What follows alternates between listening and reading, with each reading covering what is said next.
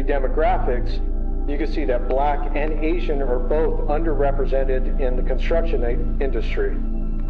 Only about the construction industry is composed of 6.5% Black Americans, or 2.1% Asian Americans, and 35% Hispanic. We are underrepresented in information, public administration, and financial activities. We have no impact on what that finance does. You know, if there's a big project, like in Phoenix, there was a big project in the 1960s and the 1970s where several Hispanic neighborhoods were just pushed aside. There were 6,000 people, they moved them, and they gave them below market rates for their homes. That 60s and early 70s, up to 6,000 Hispanic families living along the Rio Salado were uprooted for Sky Harbor Airport to be built. Many were simply displaced because no other affordable housing could be found in Phoenix. Now, talk of a Rio Salado revitalization plan makes a lot of Hispanics anxious. Our folks have been moved out, we've been left out, we've been forced out. I think it's a very beautiful vision. I think for the most part, our community supports it. But again, we want to make sure we're part of it, that we're a partner, and that we benefit on the long term, not just the short term where, you know, they buy out the property and forget about us. Again, they shove us aside. This was during a time of high inflation too, and the booming of the Sun Belt. So what happened is a lot of Hispanics, they got below fair market value for their home, and now in order to buy a new home somewhere else, way out in the suburbs, they had to pay even more money. So they lost out.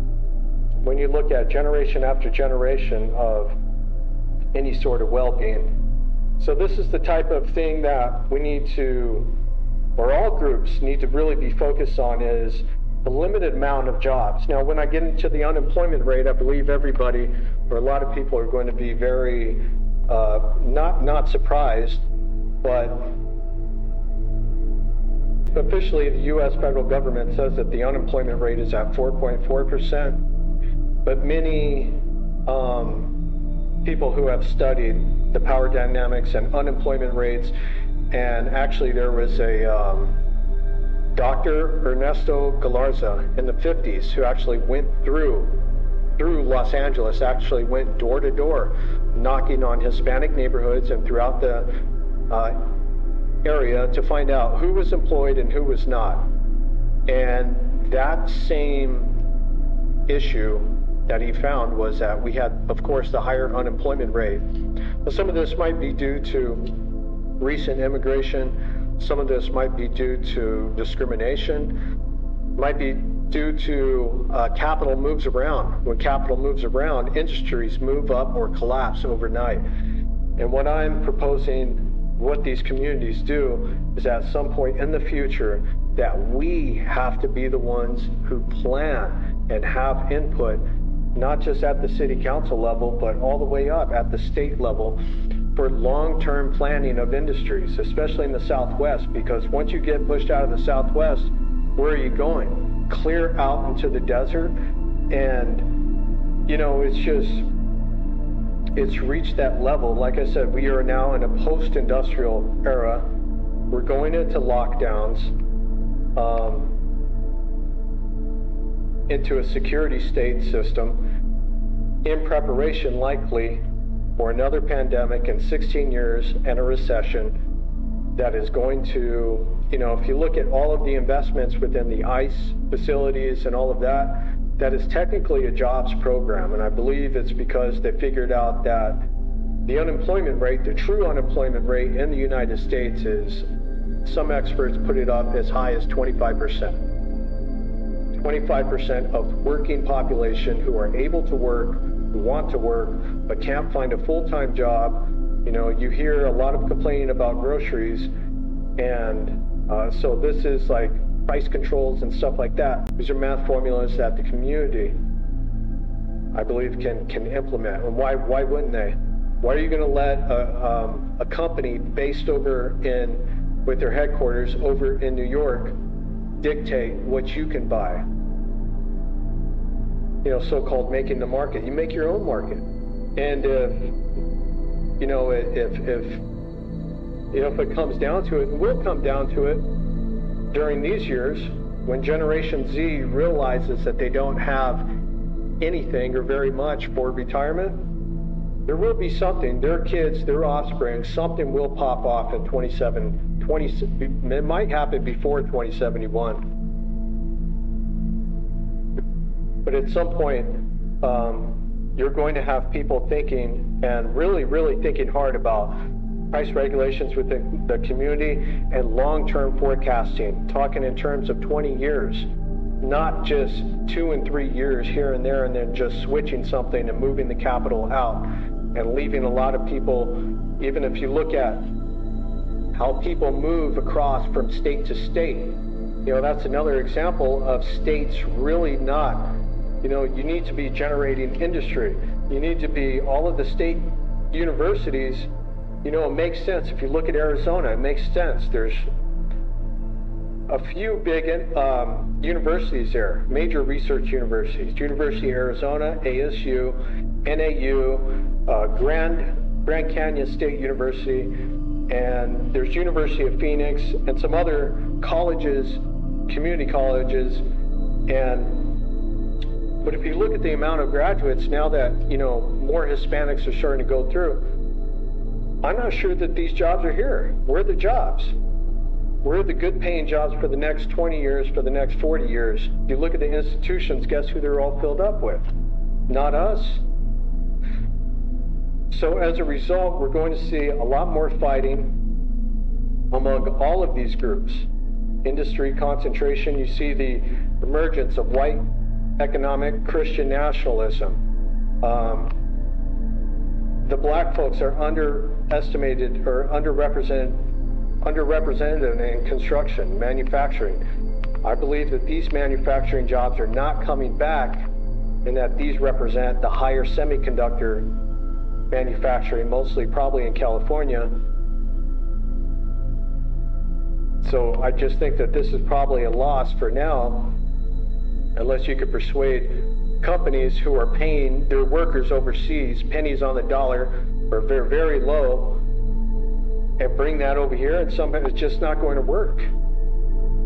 So people need to be realistic about what the future of the economy looks like, what the workforce looks like, who is concentrated in the industries, where there is no room, and I suspect there's no room for much more Hispanic population in education and health services. Economic expansion is not there anymore. That's it. The show is over. It used to be the gold rush and the building of the mines and the railroads and then manufacturing, then that was outsourced. Now buildings and construction. So construction industry is tied to us too. And when that slows down, that's going to hit us first and the white community and leisure and hospitality. So those are the worries, is that number one, there just isn't enough jobs to go around, any good jobs for the long term, for the future. Looking forward here at the security state, perhaps all of this, if you look at all of these big investment companies and Wall Street companies investing in ICE detentions and other surveillance and technology and military equipment, it's the biggest investment since Roosevelt's investment after the Great Depression and in today's dollars. And that's not a good sign. It means that, of course, the federal government has been lying to you about the true shape of the economy and the future. The fact that they needed to pretty much create a problem and an issue by interfering overseas in other countries' economic and political affairs in order to create chaos, so that they come down with the funding for the security state and make a case that they do in fact need, they need to stop everybody all of a sudden for papers. Next thing you know, you're going into a database.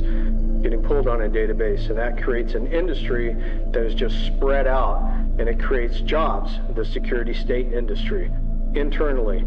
But one more thing, let's see if I can zoom in here, is looking down at these, the total workforce. This total workforce includes, it shouldn't include those who are already retired. And there's a lot of different categories that I can touch on later on.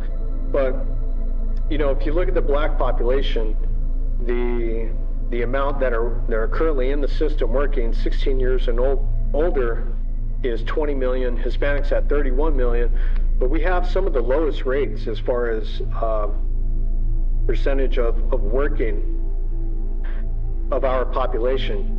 And that's not good. Like I said, some of it may be due to gig jobs, layoffs, discrimination, and so on. There's also a category where the government tracks if you are looking for a job but then became discouraged, they call you a discouraged worker. But here's the thing, you can't trust the federal government with these numbers. This is why I advocate for community level, just like Dr. Galarza did back in the 1950s. Every community know how many people are in their community, how many jobs are available within like a 5-mile, 10-mile radius, so that they commute correctly. If there's not, then there needs to be some kind of financial dealing, long-term planning, because what's currently happening right now is just not sustainable on the long term. And looking at all of the events that have been happening, it's for sure something's going to happen. It's, you know, something is brewing right now.